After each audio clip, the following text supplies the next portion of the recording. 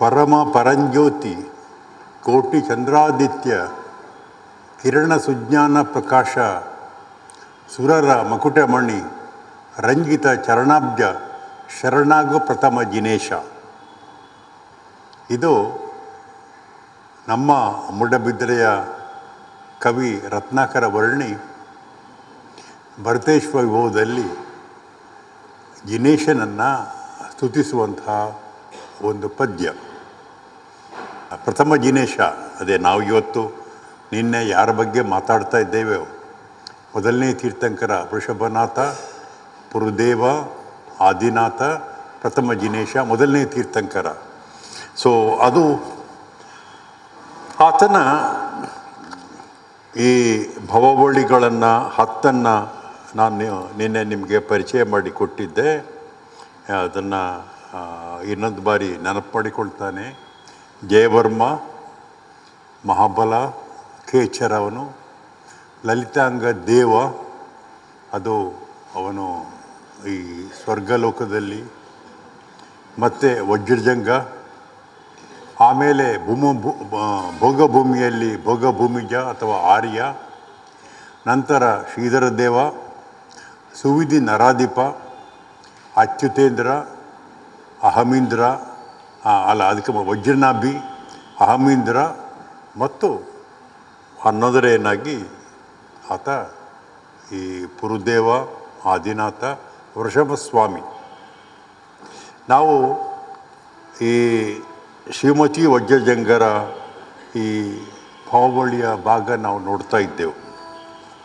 ನಾನು ನಿನ್ನೆ ನನ್ನ ಉಪನ್ಯಾಸದ ಕೊನೆಯಲ್ಲಿ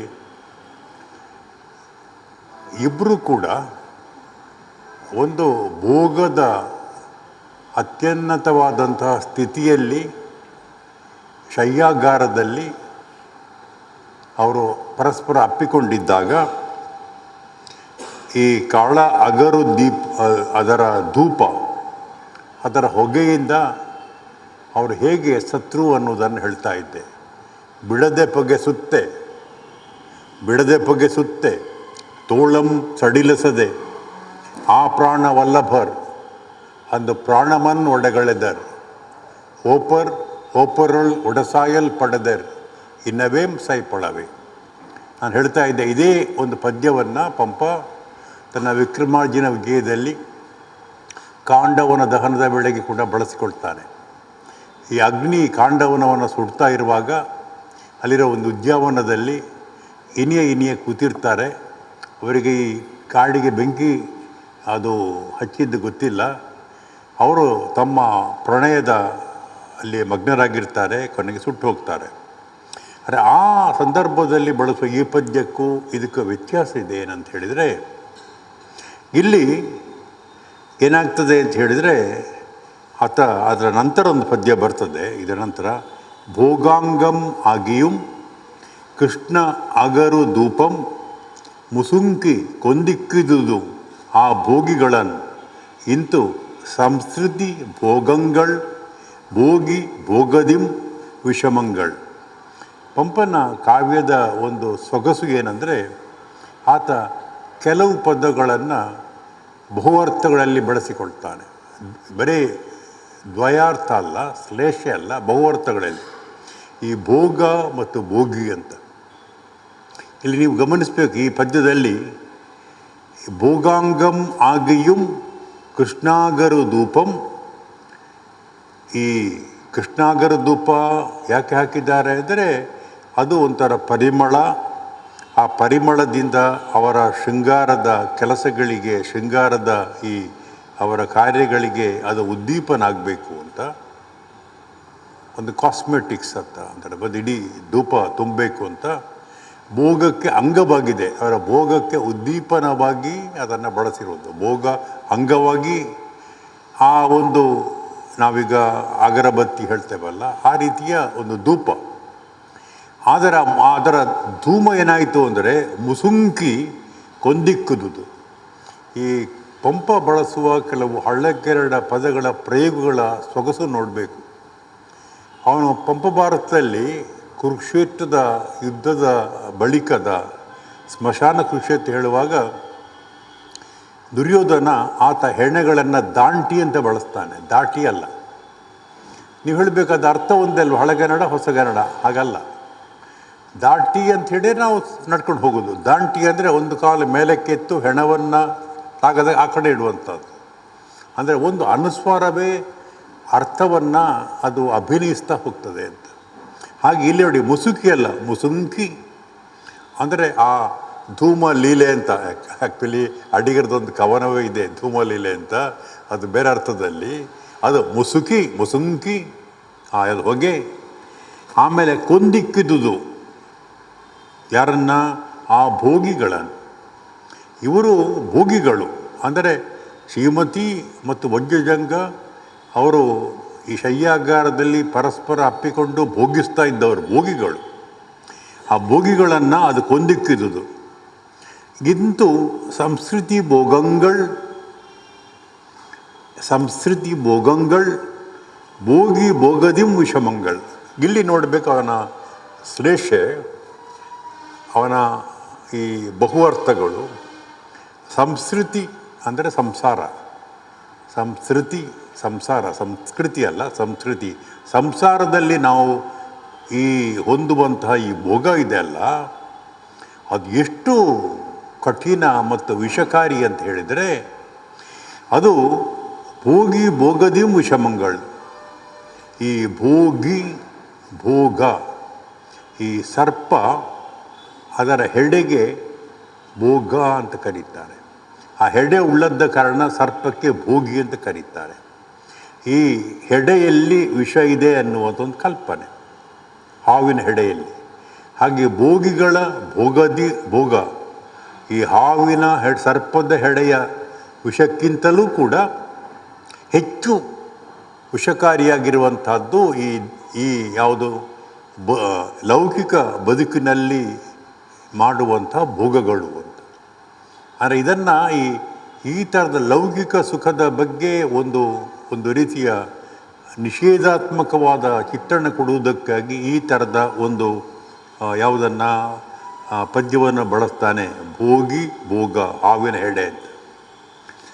ಹಾಗಾಗಿ ಇನ್ನೊಂದು ಇಷ್ಟೆಲ್ಲ ಆದ ಮೇಲೆ ಇವರು ಏನಾಗ್ತದೆ, ಇಬ್ಬರು ಹಿಂದೆಲ್ಲ ಹೇಗೆ ಹೇಳಿದ್ರೆ ಒಬ್ಬ ಗಂಡು ಮೊದಲು ಸಾಯುವುದು, ಆಮೇಲೆ ಇನ್ನೊಬ್ಬಳು ಸಾಯುವುದು. ಇಲ್ಲಿ ಇಬ್ಬರು ಒಟ್ಟಿಗೆ ಸಾಯ್ತಾರೆ. ಅಲ್ಲಿ ಕವಿ ಹೇಳ್ತಾನೆ ಇನ್ನವೇಂ ಸೈಪೊಳವೆ ಅಂತ.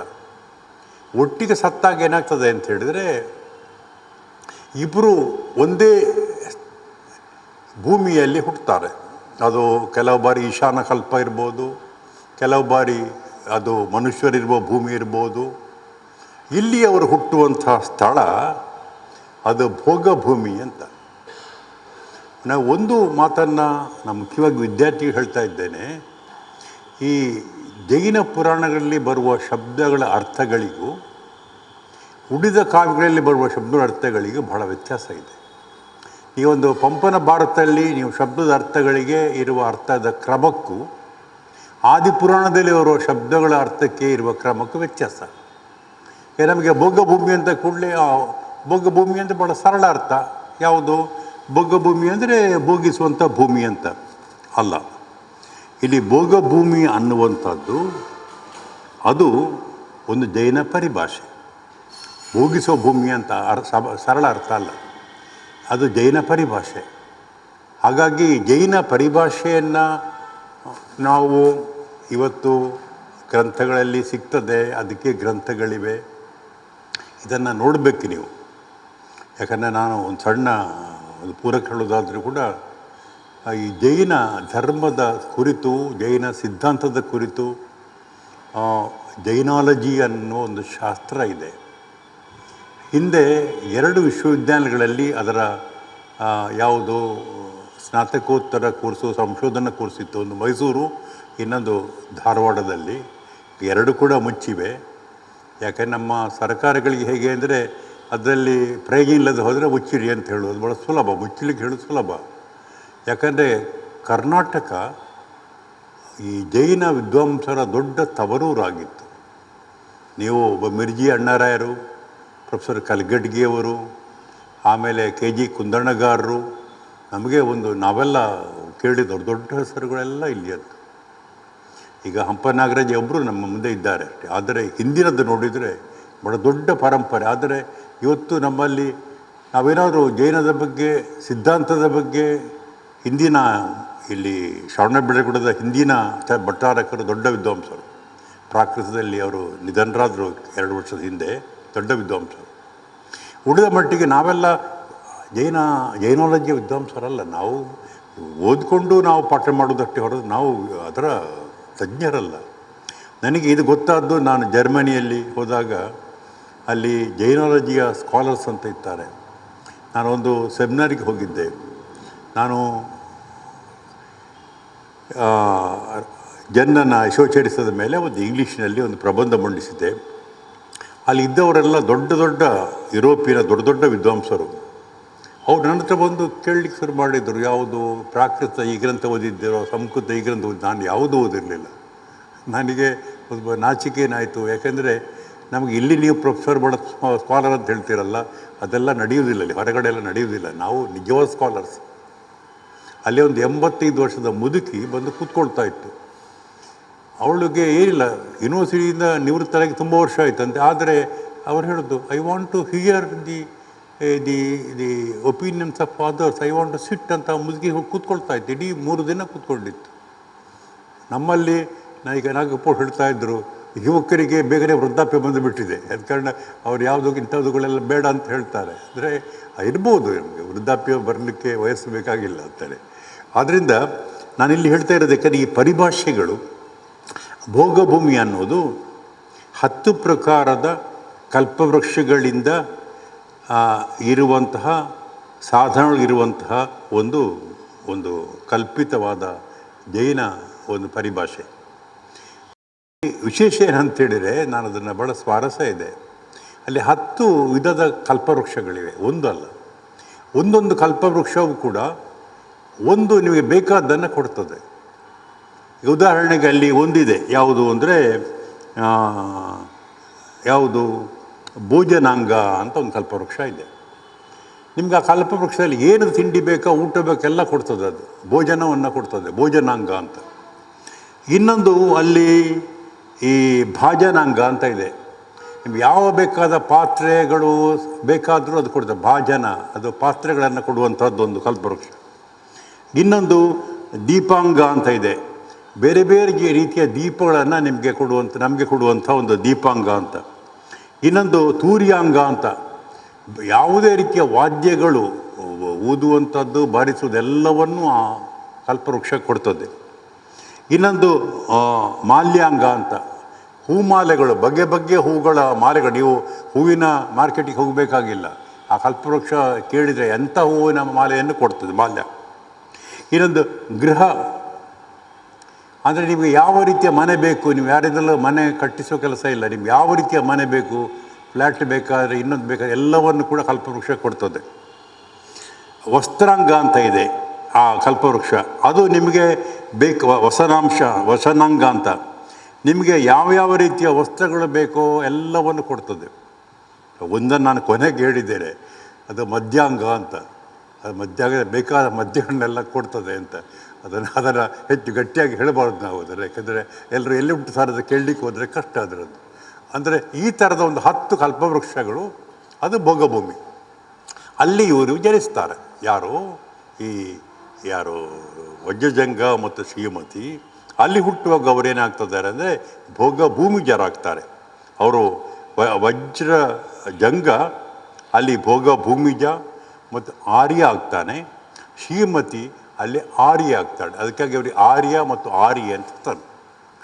ಅಲ್ಲಿ ಒಂದು ಮಾತು ಬರ್ತದೆ, ಮನೆಯಿಂದ ಮನೆಗೆ ಎಂದು ಪೋಪ ತರದಿಂ ಮೇಣ್ ನೂಕೆ ಪಾಸು ಎಂಬ ಮಾತಿನ ಪಾಂಗಿಂದ ಅನಿತುಂ ಯುಗಂ ತಳರ್ದು ಈಶಾನ ಕಲ್ಪಾಗ್ರದೊಳ್ ಶ್ರೀಧರ ದೇವನಾದಂ. ಇದು ಪಂಪ ಹೇಳೋ ಮಾತು. ಅಂದರೆ ಅವರಿಗೆ ಹೇಗಿದ್ರೆ, ಮನೆಯಿಂದ ಮನೆಗೆ ಹೋದ ಹಾಗೆ ಒಂದು ಭವದಿಂದ ಇನ್ನೊಂದು ಭವಕ್ಕೆ, ಒಂದು ಜನ್ಮ ಇನ್ನೊಂದು ಜನ್ಮಕ್ಕೆ ಹೋಗುವಂಥದ್ದು. ಬಹುಶಃ ನೀವು ಆಧುನಿಕ ಕಾಲದಲ್ಲಿ KS ನರಸಿಂಹಸ್ವಾಮಿಯವರ ಮನೆಯಿಂದ ಮನೆಗೆ ಅನ್ನೋ ನೆನಪಾಗ್ಬೋದು. ಹಾಗೆ ಒಂದು ಮನೆ ಇನ್ನೊಂದು ಮನೆಗೆ ಹೋದಾಗೆ ಒಂದು ಜನ್ಮ ಇನ್ನೊಂದು ಜನ್ಮಕ್ಕೆ ಹೋಗೋದು. ಹಾಗಾಗಿ ಈಗ ಭೋಗಭೂಮಿಯ ಒಂದು ಜನ್ಮ ಆರ್ಯ ಭೋಗಭೂಮಿಯದಿಂದ ಮನೆಯಿಂದ ಮನೆಗೆ ಎಂದು ಪೋಪ ತೆರದಿಂ ಮೇಣ್ ನೂಕೆ ಪಾಸು ಎಂಬ ಮಾತಿನ ಪಾಂಗಿಂಗೆ. ಅವನಲ್ಲಿ ಕೆಲವು ಈ ಆದಿಪುರಾಣದಲ್ಲೂ ಗಾದೆ ಮಾತಿದೆ.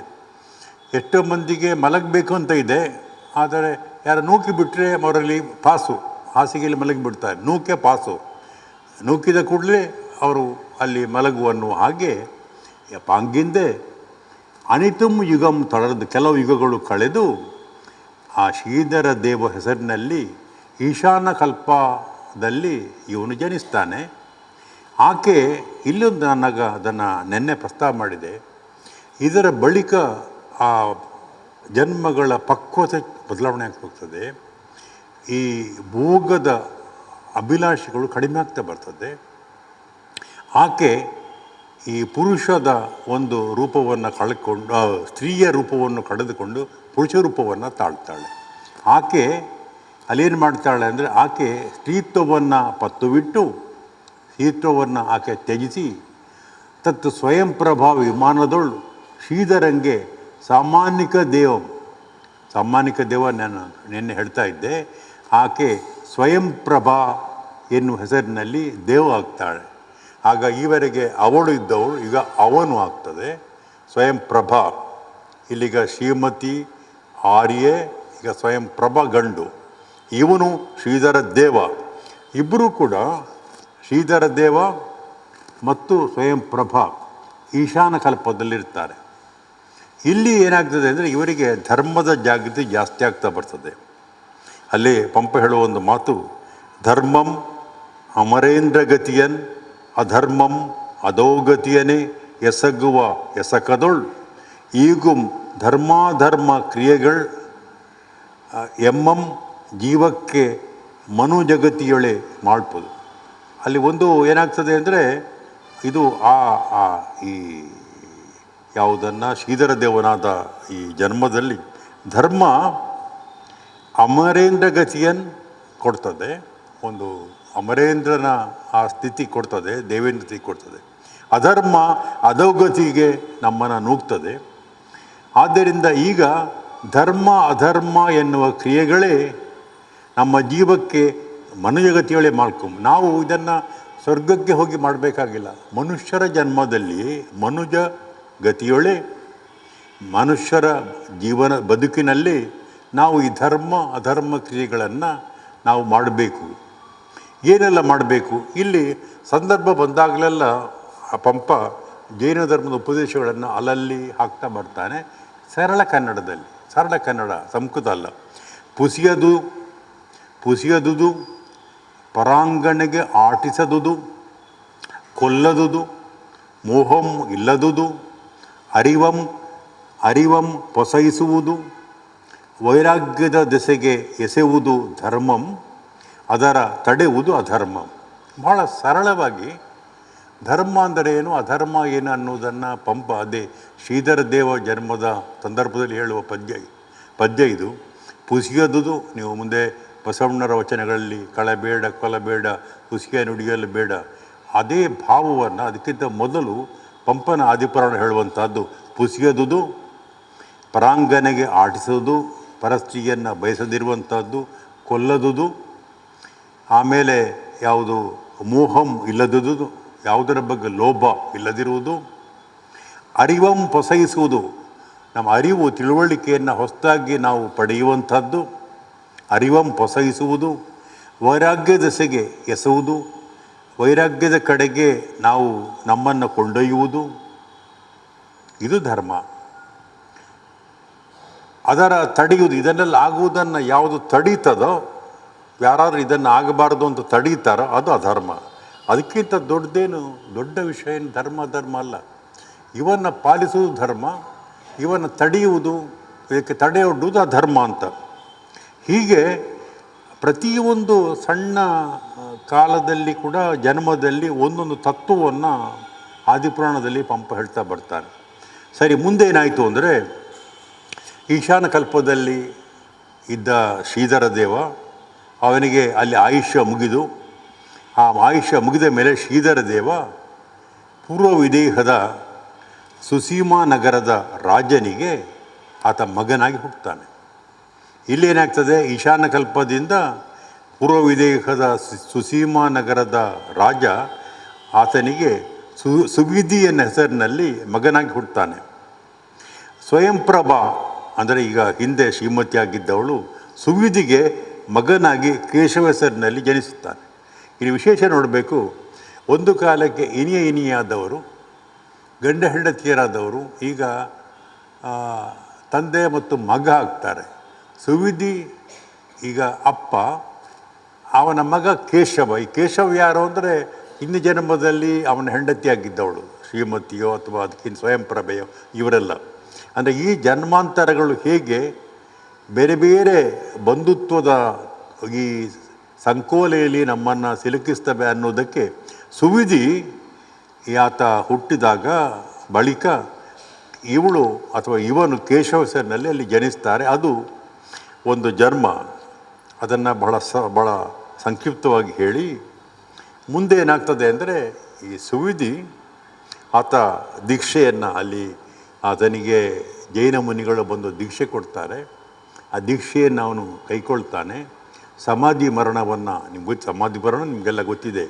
ಅದು ಈ ಸ್ತೋತ್ರವನ್ನು ಮಾಡಿ ತಾವು ತಮ್ಮ ಮರಣವನ್ನು ತಾವೇ ಆಹ್ವಾನ ಮಾಡಿಕೊಳ್ಳುವ ಸಮಾಧಿ ಸ್ಥಿತಿಯ ಮರಣ. ಅದರಿಂದ ಶರೀರ ತ್ಯಾಗವನ್ನು ಮಾಡಿ ಆತ ಸುವಿಧಿ ಅಚ್ಯುತ ಎನ್ನುವ ಕಲ್ಪದಲ್ಲಿ ಜನಿಸ್ತಾನೆ. ಈ ಅಚ್ಯುತ ಕಲ್ಪದಲ್ಲಿ ಜನಿಸಿದ ಕಾರಣ ಅವನಿಗೆ ಅಚ್ಯುತೇಂದ್ರ ಅಂತ ಹೇಳ್ತಾರೆ. ಅದು ಅವನ ಮುಂದಿನ ಜನ್ಮ, ಸುವಿಧಿಯ ಬಳಿಕದ ಜನ್ಮ ಅಚ್ಯುತೇಂದ್ರ ಅಂತ. ಇಲ್ಲಿ ಅವನ ಮಗನಾಗಿದ್ದ ಕೇಶವ ಪ್ರತೀಂದ್ರನಾಗಿ ಆತ ಅಲ್ಲಿ ಹುಟ್ಕೊಳ್ತಾನೆ. ಅದು ಒಂದು ಸ್ವಲ್ಪ ಸಂಕ್ಷಿಪ್ತಕಾರದ ಜನ್ಮ ಆತನದು, ಅಚ್ಯುತೇಂದ್ರನದು. ಅದರ ಮುಂದಿನ ಭಾಗ ಅದು ಈತ ರಾಜನ ಮಗನಾಗಿ ಹುಟ್ಟುವಂಥದ್ದು ಜನ್ಮದಲ್ಲಿ. ಅದು ವಜ್ರಸೇನ ರಾಜನಿಗೆ, ಅವನ ಹೆಂಡತಿ ಶ್ರೀಕಾಂತೆಗೆ ಮಗನಾಗಿ ವಜ್ರನಾಭಿ ಅಂತ ಈತ ರಾಜನ ಮಗನಾಗಿ ಹುಟ್ಟುವಂಥದ್ದು. ಮುಂದೆ ಅವನು ತೀರ್ಥಂಕರಾಗುವುದು. ಈ ವಜ್ರನಾಭಿ ಮತ್ತು ಶ್ರೀಕಾಂತೆಗೆ ಮಗನಾಗಿ ವಜ್ರಸೇನನಿಗೆ ಶ್ರೀಕಾಂತೆಗೆ ಮಗನಾಗಿ ವಜ್ರನಾಭಿಯಾಗಿ ಆತ ಮುಂದೆ ಈ ವಜ್ರನಾಭಿ ಹೇಗಿರ್ತಾನೆ ಅಂದರೆ, ನೆಗಳ್ದ ಈ ಷಟ್ಕಂಡಮಂ ಸಾಧಿಸಿದೊಡೆ ಫಲಮೇಂ ಭೋಗದಿಂದ ಸಾಧ್ಯಮೇಂ ಬಂಧುಗಳಿಂದ ಬಪ್ಪುದೇಂ. ಇದು ಪಂಪ ಹೇಳುವ ಮಾತು. ಈ ವಜ್ರನಾಭಿಯಾಗಿ ನನಗೇನಾಗ್ತದೆ, ಇದರದ್ದು ಏನು ಪ್ರಯೋಜನ? ಈ ಷಟ್ಕಂಡಮಂ ಸಾಧಿಸೋಡೆ ಒಬ್ಬ ರಾಜನಾಗಿ ಈ ಎಲ್ಲ ರಾಜ್ಯಗಳನ್ನು ಜಯಿಸಿದ ಏನು ಪ್ರಯೋಜನ? ಷಟ್ಕಂಡಮಂ ಸಾಧಿಸೋಡೆ ಫಲಮೇಂ ಭೋಗದಿಂದ ಸಾಧ್ಯಮೇಂ ಬಂಧುಗಳಿಂದ ಬಪ್ಪುದೇಂ ಎಂದು ಪ್ರಾಣವನ್ನು ಪರಿತ್ಯಾಗ ಮಾಡಿ ಈ ವಜ್ರನಾಭಿ ಸರ್ವಾರ್ಥ ಸಿದ್ಧಿಯಲ್ಲಿ ಅಹಮಿಂದ್ರ ಆಗುತ್ತಾನೆ. ಸರ್ವಾರ್ಥ ಸಿದ್ಧಿಯಲ್ಲಿ ಆತ ಅಹಮಿಂದ್ರನಾಗುತ್ತಾನೆ. ಈ ಅಹಮಿಂದ್ರ ಅನ್ನೋದು ಅದರ ನಂತರದ ಜನ್ಮ. ಯಾಕೆಂದರೆ ಅಲ್ಲೆಲ್ಲ ತುಂಬ ಕಾವ್ಯಾತ್ಮಕ ವಿವರಗಳು ಇಲ್ಲ, ಆದ ಕಾರಣ ಅದನ್ನೆಲ್ಲ ಸ್ವಲ್ಪ ಮುಂದಕ್ಕೆ ಕೊಂಡು ಹೋಗ್ತಾ ಇದ್ದೇನೆ. ಈ ಸರ್ವಾರ್ಥ ಸಿದ್ಧಿ ಅನ್ನುವುದು ಒಂದು ಪಾರಿಭಾಷಿಕ ಶಬ್ದ. ಸರ್ವಾರ್ಥ ಸಿದ್ಧಿ ಅಂದರೆ ಈ ತೀರ್ಥಂಕರಾಗುವ ಪೂರ್ವದಲ್ಲಿ ಈ ಜೈನ ಪರಿಭಾಷೆಯಲ್ಲಿ ವಿಮಾನಗಳು ಅಂತ ಕರೀತಾರೆ. ಅಲ್ಲಿ ಒಂದು ಜನ್ಮ ಎತ್ತುವ ಕ್ರಮ ಇದೆ. ಅನೇಕ ವಿಮಾನಗಳಿಗೆ ಹೆಸರುಗಳಿರ್ತವೆ. ಅನುತ್ತರ ವಿಮಾನ, ಇತರ ವಿಮಾನ ಹೆಸರುಗಳಿವೆ. ಸರ್ವಾರ್ಥ ಸಿದ್ಧಿ ಅನ್ನೋದು ಅದು ಈ 5ನೇ ಅನುತ್ತರ ವಿಮಾನ.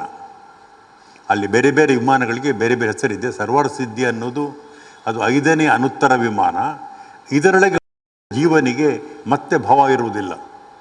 ಈಗ ಏನಾಗಿದೆ ಅಂದರೆ, ಈ ಭವ ಜನ್ಮ ಅನ್ನೋದು ಈಗ ನಾವು ಇಷ್ಟು ಯಾವರಿಂದ ಜಯವರ್ಮನಿಂದ ನಾವೀಗ ಇಲ್ಲಿ ವಜ್ರನಾಭಿ ಕಳೆದು ಸರ್ವಾರ್ಥ ಸಿದ್ಧಿಯವರೆಗೆ ಬಂದೇವಲ್ಲ, ಇಲ್ಲಿವರೆಗೆಲ್ಲ ಜನ್ಮಗಳು ಬಂತಲ್ಲ, ಇನ್ನು ಜನ್ಮ ಇಲ್ಲ. ಮುಂದೆ ಒಂದೇ ಆತ ತೀರ್ಥಂಕರನಾಗ್ಬೋದು. ಆದ್ದರಿಂದ ಇಲ್ಲಿಗೆ ಬಂದ ಅಂತ ಹೇಳಿದರೆ ಇದು ಇನ್ನು ಅದರ ಮುಂದಿನ ಹಂತ ತೀರ್ಥಂಕರತ್ವಕ್ಕೆ ಹತ್ತಿರ ಆಗ್ತಾನೆ ಅನ್ನುವಂಥದ್ದು. ಹಾಗಾಗಿ ಇದು ಸರ್ವಾರ್ಥ ಸಿದ್ಧಿ ಅಂತ. ಅದಕ್ಕೆ ಅಹಮಿಂದ್ರ ಅಂತ ಕರೀತಾರೆ. ಅಲ್ಲಿ ಇವನು ಅಹಮಿಂದ್ರ ಆಗ್ತಾನೆ. ಅಂದರೆ 5ನೆಯ ಅನುತ್ತರ ವಿಮಾನ ಇದರೊಳಗೆ ಹುಟ್ಟಿದ ಜೀವ. ಅಂದರೆ ಜೀವ ಅನ್ನೋದು ಅದು ಯಾವುದು ಈ ಬೇರೆ ಬೇರೆ ದೇಹಗಳನ್ನು ಅದು ಪ್ರವೇಶಿಸಿ ಮುಂದಕ್ಕೆ ಬರ್ತಾ ಇದೆ ಅಂಥದ್ದು. ಅದು ಅದರಲ್ಲಿ ಒಂದೇ ಒಂದು ಭಾವ ಮಾತ್ರ ಇರುವಂಥದ್ದು. ಅಲ್ಲಿ ಅಹಮಿಂದ್ರನಾಗಿ ಹುಟ್ಟುತ್ತಾನೆ. ಅನುತ್ತರ ವಿಮಾನಗಳಲ್ಲಿ ಇರುವ ಕಲ್ಪಾತೀತ ದೇವರುಗಳಿಗೆ ಅಹಮಿಂದ್ರರು ಅಂತ ಕರೀತಾರೆ. ಇದು ಒಂದು ಜೈನ ಪರಿಭಾಷೆಯಾಗಿ ಅಹಮಿಂದ್ರ ಅನ್ನೋದು ಹೆಸರು ಅಲ್ಲ, ಇವೊಂದು ಅದೊಂದು ರೀತಿಯಲ್ಲಿ ಪದನಾಮ, ಅದು ಡೆಸಿಗ್ನೇಷನ್. ಯಾಕೆಂದರೆ ಈ ಅನುತ್ತರ ವಿಮಾನದಲ್ಲಿ ಬಂದು ಸೇರುವ ಜೀವಗಳು ಅದನ್ನು ದೇವರುಗಳು ಅಂತ ಕರೀತಾರೆ. ಅವರಿಗೆ ಅಹಮಿಂದ್ರರು ಅಂತ ಕರೀತಾರೆ. ಅದು ಸಾಮಾನ್ಯ ಅಲ್ಲಿ ಏನಾಗ್ತದೆ ಅಂದರೆ ಈ ಅನುತ್ತರ ವಿಮಾನಗಳು 5 ಇರ್ತವೆ. ನವಗ್ರವೈಕಕ, ನವ ಅನುದಿಶ ಮತ್ತು ವಿಜಯ, ವೈಜಯಂತಿ, ಜಯಂತ, ಅಪರಾಜಿತ, ಸರ್ವಾರ್ಥ ಅಂತ 5 ಅನುತ್ತರ ವಿಮಾನಗಳಲ್ಲಿ ಈಗ ಈ ಸರ್ವಾರ್ಥ ಸಿದ್ಧಿಯಲ್ಲಿ ಬಂದು ಇವನು ಅಹಮಿಂದ್ರನಾಗ್ತಾನೆ. ಅಂದರೆ ಅದು ಒಂದು ರೀತಿಯಲ್ಲಿ ಈ ತೀರ್ಥಂಕರತ್ವದ ಹತ್ತಿರಕ್ಕೆ ಬರುವಂಥದ್ದು. ಈಗ ಆದ ಕಾರಣವೇ ಮುಂದಿನ ಹಂತನೇ ಈಗ ಕೊನೆಯ ಹಂತ. ಅದು ಆತ ತೀರ್ಥಂಕರ ಆಗುವ ಆ ಜನ್ಮ, ತೀರ್ಥಂಕರ ಆಗಿಲ್ಲ. ಇಲ್ಲಿ ಅವನು ಮಗನಾಗಿ ಹುಟ್ಟುತ್ತಾನೆ. ಯಾರಿಗೆ ಅಂದರೆ ನಾಭಿರಾಜ ಮತ್ತು ಮರುದೇವಿಯರಿಗೆ. ನಾಭಿರಾಜನನ್ನು ಜೈನ ಪರಿಭಾಷೆಯಲ್ಲಿ ಅಥವಾ ಪುರಾಣಗಳಲ್ಲಿ 14ನೆಯ ಮನು ಅಂತ ಕರೀತಾರೆ. 14ನೇ ಮನು ನಾಭಿರಾಜ, ಆತನ ಪತ್ನಿ ಮರುದೇವಿ, ಅವರಿಗೆ ಪುತ್ರನಾಗಿ ಹುಟ್ಟುವವನು ವೃಷಭಸ್ವಾಮಿ. ಇಲ್ಲಿ ಏನಾಗ್ತದೆ ಅಂದರೆ ಜೈನ ಪುರಾಣಗಳಲ್ಲಿ ಪಂಚಕಲ್ಯಾಣಗಳು ಅನ್ನೋ ಒಂದು ಪರಿಭಾಷೆ ಇದೆ. ಅಂದರೆ ಸಾಮಾನ್ಯವಾಗಿ ಇದನ್ನು ಎಲ್ಲ ಪುರಾಣಗಳಲ್ಲೂ ಕಾಣ್ತವೆ. ಹೇಗೆಂದರೆ ಒಬ್ಬ ತೀರ್ಥಂಕರನು ಹುಟ್ಟಿ ತನ್ನ ಭೌತಿಕ ದೇಹವನ್ನು ಕಳಚುವವರೆಗೆ ಆತನ ಬದುಕಿನ ಪ್ರಮುಖ ಘಟ್ಟಗಳು ಅವು 5. ಅದು ಸ್ವರ್ಗಲೋಕದ ಸೌದಮೇಂದ್ರ, ಇತರ ದೇವತೆಗಳು ನಡೆಸುವಂತಹ 5 ಮಹೋತ್ಸವಗಳು. ಈ ಸೌದಮೇಂದ್ರ ಅಥವಾ ಇಂದ್ರ ಅಂತ ಕರೀತಾರೆ, ಜೈನರಲ್ಲಿ ಇಂದ್ರ ಅಂತ ಕರೀತಾರೆ. ಅಂದರೆ ಗರ್ಭಾವತರಣ, ಜನ್ಮಾಭಿಷೇಕ, ಪರಿಷ್ಕ್ರಮಣ, ಕೇವಲ ಜ್ಞಾನ, ಪರಿನಿರ್ವಾಣ ಕಲ್ಯಾಣ. ಇವು 5 ಗರ್ಭಾವತರಣ, ಜನ್ಮಾಭಿಷೇಕ, ಪರಿನಿಷ್ಕ್ರಮಣ, ಕೇವಲ ಜ್ಞಾನ, ಪರಿನಿರ್ವಾಣ ಕಲ್ಯಾಣ, ಇದು ಪಂಚಕಲ್ಯಾಣಗಳು. ಇಲ್ಲಿ ಈಗ ಈ ಶಿಶು ಹುಟ್ಟುವಾಗ ಇಲ್ಲಿ 2 ಮುಖ್ಯ ಕೆಲಸಗಳನ್ನು ದೇವೇಂದ್ರ ಮಾಡ್ತಾನೆ. ಅಂದರೆ ಸೌದಮೇಂದ್ರ ಒಂದು ಗರ್ಭಾವತರಣದ ಒಂದು ಚಿತ್ರಣ, ಮತ್ತು ಜನ್ಮಾಭಿಷೇಕ ಆದಾಗ ಅವನ ನೃತ್ಯ, ಅದಕ್ಕೆ ಇಂದ್ರನ ಆನಂದ ನೃತ್ಯ ಅಂತ ಕರೀತಾರೆ. ಇವು ಆದ ಕಾರಣ ಭಾಳ ದೀರ್ಘವಾಗಿ ಆದಿಪುರಾಣದಲ್ಲಿದೆ ಇಂದ್ರನ ಆನಂದ ನೃತ್ಯ ಅಂತ. ಅದು ಯಾವುದೇ ಶಿಶುವಿನ ಜನ್ಮಾಭಿಷೇಕದ ಹೊತ್ತಿಗೆ ಇಂದ್ರನೇ ಬಂದು ನೃತ್ಯ ಮಾಡಬೇಕು, ಬೇರೆಯವರು ಸಾಮಾನ್ಯರಾಗುವುದಿಲ್ಲ. ಅಂದರೆ ಅದರ ಘನತೆ ಎಷ್ಟು ಅಂದರೆ ಇವರು ಮುಂದೆ ತೀರ್ಥಂಕರನಾಗ್ತದೆ ಈ ಮಗು, ಈ ಶಿಶು. ಅದ ಕಾರಣ ಅದಕ್ಕೆ ಅವರ ಗರ್ಭಾವತರಣದ ಹೊತ್ತಿಗೇನೆ ಅದರ ಲಕ್ಷಣಗಳ ಬಗ್ಗೆ ಭಾಳ ವಿವರವಾದ ಪದ್ಯಗಳಿವೆ. ನಾನು ಅದನ್ನು ವಿವರಿಸ್ತಾ ಇಲ್ಲ. ಆದರೆ ಅದು ಮುಂದೆ ಅವನು ತೀರ್ಥಂಕರಾಗ್ತಾನೆ ಅನ್ನೋ ಲಕ್ಷಣಗಳು, ಅವಳ ಗರ್ಭದಲ್ಲಿ ಕಾಣಿಸಿಕೊಳ್ಳುವಂಥದ್ದು, ಅವಳ ಬೈಕೆಯಲ್ಲಿ ಕಾಣಿಸಿಕೊಳ್ಳುವುದು, ಈ ಥರದ ವಿವರಣೆಗಳಿವೆ. ನಾನು ಅದನ್ನು ಇಲ್ಲಿ ಹೇಳ್ತಾ ಇಲ್ಲ. ಆಮೇಲೆ ಮಗು ಹುಟ್ಟಿದಾಗ ಒಂದು ಜನ್ಮ ಅಭಿಷೇಕ ಅಂತ, ಮಗು ಹುಟ್ಟಿದಾಗ ಮಾಡುವಂಥ ಒಂದು ಉತ್ಸವ ಅದು. ಅಲ್ಲಿ ದೇವೇಂದ್ರ ಬಂದು ನೃತ್ಯ ಮಾಡಬೇಕು, ದೇವೇಂದ್ರನೇ ಒಂದು ನೃತ್ಯ ಮಾಡಬೇಕು. ಅದು ಇಂದ್ರನ ಆನಂದ ನೃತ್ಯ ಅಂತ ಕರೀತಾರೆ. ಹೀಗೆ ಈ ನಾಭಿರಾಜ ಮತ್ತು ಮರುದೇವಿಯರಿಗೆ ಹುಟ್ಟಿದ ಆ ಮಗುವಿಗೆ ವೃಷಭಸ್ವಾಮಿ ಅಂತ ಹೆಸರಿಡ್ತಾರೆ. ಅವನು ಎಲ್ಲ ಮಕ್ಕುವಿನ ಹಾಗೆ ಆದರೂ ಕೂಡ ಅವನು ಮುಂದೆ ತೀರ್ಥಂಕರ, ವೃಷಭಸ್ವಾಮಿ ಅಂತ ಹೆಸರು. ಆಮೇಲೆ ಅವನು ದೊಡ್ಡವನಾಗ್ತಾನೆ. ಅವನಿಗೆ 2 ಹೆಂಡತಿಯರು ಮದುವೆ ಆಗ್ತಾರೆ. ಒಬ್ಬಳು ಯಶಸ್ವತಿ ಮತ್ತೊಬ್ಬಳು ಸುನಂದ ಅನ್ನೋಳು. ಯಶಸ್ವತಿ ಮತ್ತು ಸುನಂದ. ವೃಷಭಸ್ವಾಮಿ ಮತ್ತು ಯಶಸ್ವತಿಯಲ್ಲಿ ಮೊದಲ ಮಗ, ಆತನ ಹೆಸರು ಭರತ ಅಂತ. ಮುಂದೆ ಅವ ಚಕ್ರವರ್ತಿ ಆಗ್ತಾನೆ. ಮತ್ತು ಒಂದು 100 ಮಂದಿ ಗಂಡು ಮಕ್ಕಳಿರ್ತಾಳೆ. ಒಬ್ಬಳು ಹೆಣ್ಣು ಮಗಳು, ಅವಳ ಹೆಸರು ಬ್ರಹ್ಮಿ ಅಂತ. ಅವಳು ಹೆಣ್ಣು ಮಗಳು. ವೃಷಭಸ್ವಾಮಿ ಮತ್ತು ಅವನ 2ನೇ ಹೆಂಡತಿ ಸುನಂದ ಅವರಿಗೆ ಒಬ್ಬ ಮಗ ಇರ್ತಾನೆ, ಅವನು ಬಾಹುಬಲಿ ಅಂತ ಹೆಸರು ಕೊಡ್ತಾರೆ. ಅವನಿಗೊಬ್ಬಳು ತಂಗಿ ಇರ್ತಾಳೆ, ಅವಳ ಹೆಸರು ಸೌಂದರ್ಯ ಅಂತ. ಈಗ ಭರತ ಮತ್ತು ಅವನ ತಂಗಿ ಬ್ರಹ್ಮಿ, ಬಾಹುಬಲಿ ಅವನ ತಂಗಿ ಸೌಂದರಿ, ಮತ್ತು 200 ಜನ ಗಂಡು ಮಕ್ಕಳು, ಅದು ಯಶಸ್ವತಿಯಲ್ಲಿ. ಹೀಗೆ ಇರುವಾಗ ಈತ ವೃಷಭ ಸ್ವಾಮಿ ಮಕ್ಕಳಿಗೆಲ್ಲ ವಿದ್ಯೆ ಕೊಡ್ತಾನೆ. ಒಳ್ಳೆ ಕುತೂಹಲಕಾರಿ ಒಂದು ಅಂಶ ಇದೆ. ಈ ಬ್ರಹ್ಮಿಗೆ, ಅವಳು ಹೆಣ್ಣು ಮಗಳಿಗೆ, ಆತ ಬಲಗೈಯಲ್ಲಿ ಲಿಪಿಯನ್ನು ಹೇಳಿಕೊಡ್ತಾನಂತೆ. ಅದಕ್ಕೆ ನಮಗೊಂದು ಇದೆ, ಬ್ರಾಹ್ಮಿ ಲಿಪಿ ಅಂತ ನಾವು ಕರಿತೇವಲ್ಲ, ಬಹುಶಃ ಅದು ಬ್ರಹ್ಮಿಯಿಂದ ಬಂದು ಅನ್ನುವಂಥದ್ದು ಒಂದು ಪುರಾಣದ ಕಲ್ಪನೆ. ಬ್ರಾಹ್ಮಿ ಲಿಪಿ ಅನ್ನೋದು ನಿಮ್ಗೆ ಗೊತ್ತಿರಬೇಕು. ಕನ್ನಡದ ಲಿಪಿ ಕೂಡ ಮೂಲತಃ ಬ್ರಾಹ್ಮಿ ಲಿಪಿಯದ್ದು ಅಂತ ಲಿಪಿಶಾಸ್ತ್ರಜ್ಞರು. ಲಿಪಿಶಾಸ್ತ್ರಕ್ಕೆ ಪೆಲಿಯೋಗ್ರಫಿ ಅಂತ ಇಂಗ್ಲೀಷಲ್ಲಿ ಕರೀತಾರೆ, ಪ್ಯಾಲಿಯೋಗ್ರಫಿ ಅಂತ. ಈ ಬ್ರಹ್ಮಿಗೆ ಲಿಪಿಯನ್ನು ಕಲಿಸಿಕೊಡ್ತಾ, ಅದು ಬಲಗೈಯಲ್ಲಿ. ಆಮೇಲೆ ಸೌಂದರ್ಯಗೆ ಗಣಿತವನ್ನು ಹೇಳಿಕೊಡ್ತಾನೆ ಎಡದ ಕೈಯಲ್ಲಿ. ಯಾಕಂದರೆ ಗಣಿತ ಸ್ವಲ್ಪ ಕಷ್ಟ ಅಂತ ಕಾರಣ ಎಡದ ಕೈಯಲ್ಲಿ ಗಣಿತವನ್ನು ಹೇಳಿಕೊಡ್ತಾನೆ ಇವರಿಗೆ ವಿದ್ಯೆ. ಮತ್ತು ಇಬ್ಬರು ಹೆಣ್ಣು ಮಕ್ಕಳಿಗೂ ಇದು ಬಹಳ ಮುಖ್ಯ ಗಮನಿಸಬೇಕು. ಹೆಣ್ಣು ಮಕ್ಕಳಾದವರು, ಆ ಕಾಲಕ್ಕೆ ಈ ಅಪ್ಪನಾದವನು ಹೆಣ್ಣು ಮಕ್ಕಳಿಗೆ ಶಿಕ್ಷಣ ಕೊಡ್ತಾ ಇದ್ದ. ಅಪ್ಪ ಆದವ ಇಬ್ಬರಿಗೂ ಕೂಡ ಯಾವುದನ್ನು, ಬರೀ ಇಷ್ಟು ಮಾತ್ರ ಅಲ್ಲ, ಅವರಿಗೆ ವಾಂಗ್ಮಯ, ಆಮೇಲೆ ಸಮಸ್ತ ಕಲಾಕಲಾಪ ವಿದ್ಯೆಗಳನ್ನೆಲ್ಲವನ್ನೂ ಕಲಿಸ್ತಾನೆ. ಆ ಕಾಲಕ್ಕೆ ಅವರಿಗೆ ಯಾವುದು ವಾಂಗ್ಮಯದ ಎಲ್ಲ ಸಾಹಿತ್ಯ ಸಹಿತ ಸಮಸ್ತ ಕಲಾಕಲಾಪಗಳ ವಿದ್ಯೆಗಳನ್ನು ಅವರಿಗೆ ಕಲಿಸ್ತಾನೆ. ಅಂದರೆ ಇದು ಒಂದು ರೀತಿಯಲ್ಲಿ ಬಹಳ ದೊಡ್ಡ ಒಂದು ವಿಷಯ, ಯಾಕಂದರೆ ಈ ರೀತಿಯ ಒಂದು ವಿದ್ಯೆಯನ್ನು ಕೊಟ್ಟ ಅಂತ. ಆಮೇಲೆ ನಾನು ಅದನ್ನು ಮುಂದಿನ ಭಾಗ ಕೊಡ್ತಾ ಇದ್ದೇನೆ, ಯಾಕಂದರೆ ಅದು ನೀವು ಕಾಗದ ಕಥೆ ಬೇಡ. ಎಲ್ಲವೂ ಆಗಿ ವೃಷಭಸ್ವಾಮಿ, ಆತ ಮಕ್ಕಳೆಲ್ಲರೂ ಆತ ಬೆಳೀತಾ ಬಂದರು. ಈ ವೇಳೆಗೆ ಅವನು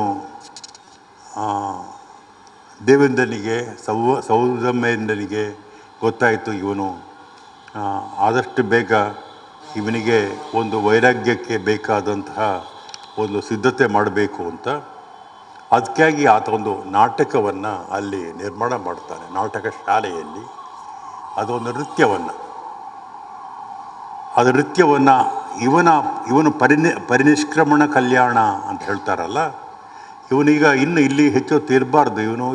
ಇವನು ಈಗ ಅವನು ತೀರ್ಥಂಕರಾಗುವವನು, ಇವನು ವೈರಾಗ್ಯಪರನಾಗಬೇಕು.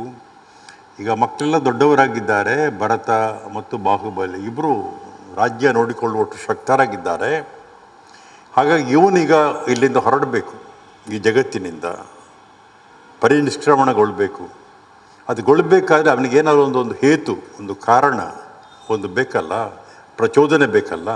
ಅದಕ್ಕಾಗಿ ಸೌದಮ್ಮೇಂದ್ರ ದೇವೇಂದ್ರ ಒಂದು ನಾಟ್ಯ ಒಂದು ವ್ಯವಸ್ಥೆ ಮಾಡ್ತಾನೆ, ಉದ್ದೇಶಪೂರ್ವಕವಾಗಿ ಮಾಡ್ತಾನೆ, ಎಲ್ಲ ವ್ಯವಸ್ಥೆ ಮಾಡ್ತಾನೆ.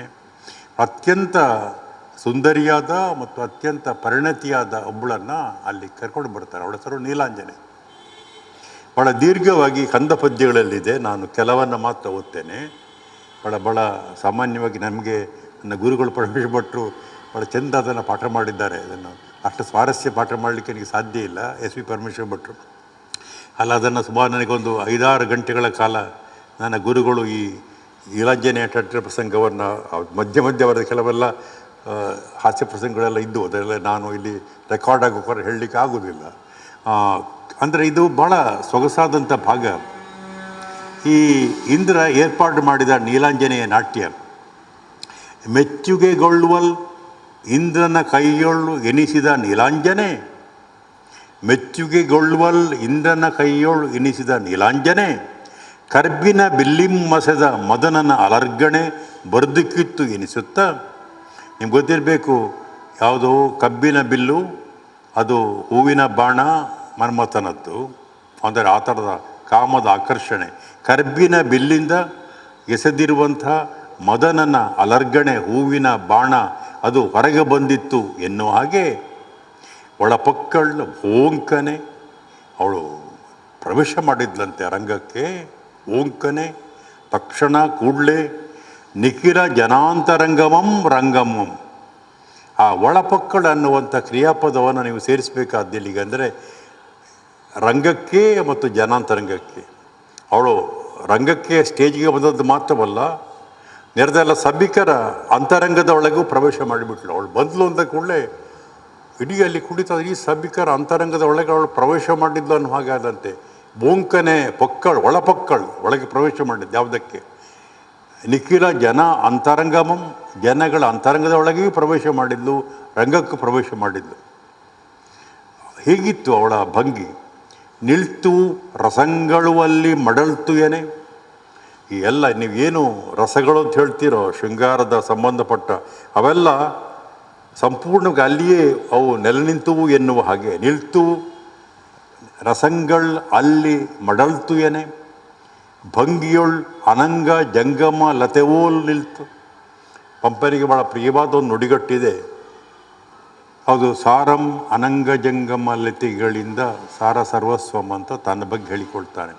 ನಡೆದಾಡುವ ಬಳ್ಳಿಗಳು ಮನ್ಮಥನ ಬಳ್ಳಿಗಳು, ನಡೆದಾಡುವ ಮನ್ಮಥನ ಬಳ್ಳಿಗಳು ಸಾರ ಅನಂಗಮ್ಮ. ಆ ಅನಂಗ ಜಂಗಮ ಲತೆಗಳು, ಜಂಗಮ ಅಂದರೆ ಅವು ನಡೆದಾಡುವ. ಇಲ್ಲಿ ಆತ ಹೇಳ್ತಾನೆ ಅನಂಗ ಜಂಗಮ ಲತೆವೋ ನಿಲ್ತು. ನಡೆದಾಡುವ ಮನ್ಮಥನ ಬಳ್ಳಿಗಳ ಹಾಗೆ ನಿಂತಳು ಆ ಭಂಗಿಯಲ್ಲಿ. ಹೇಗೆ ಕಂಡ್ಲವಳು ಅಂದರೆ ಪೋಳ್ತಲ್ ಅವಳು ಮುಗಿಲ ಮರೆಯ ವಿದ್ಯುಲ್ಲತೆಯಂ. ಅವಳ ಹಾಗೆ ನಿಂತ ಭಂಗಿ ನೋಡಿದರೆ ಆ ನೃತ್ಯಗಾರ್ತಿ ನೀಲಾಂಜನೆ ಮೋಡದ ಎಡೆಯಲ್ಲಿ ಕಾಣಿಸಿಕೊಳ್ಳುವ ಮಿಂಚು ಬಂದು ಕಾಣುವ ಹಾಗೆ. ವಿದ್ಯುಲ್ಲತೆ ಮಿಂಚು. ಅವಳು ಮುಗಿಲ ಮರೆಯ ಮೋಡದ ಮರೆಯಿಂದ ಹೊರಗೆ ಚಿಮ್ಮುವಂಥ ಒಂದು ಮಿಂಚಿನ ಹಾಗೆ ಅವಳು ಅಲ್ಲಿ ಬಂದು ನಿಂತಲಂತೆ.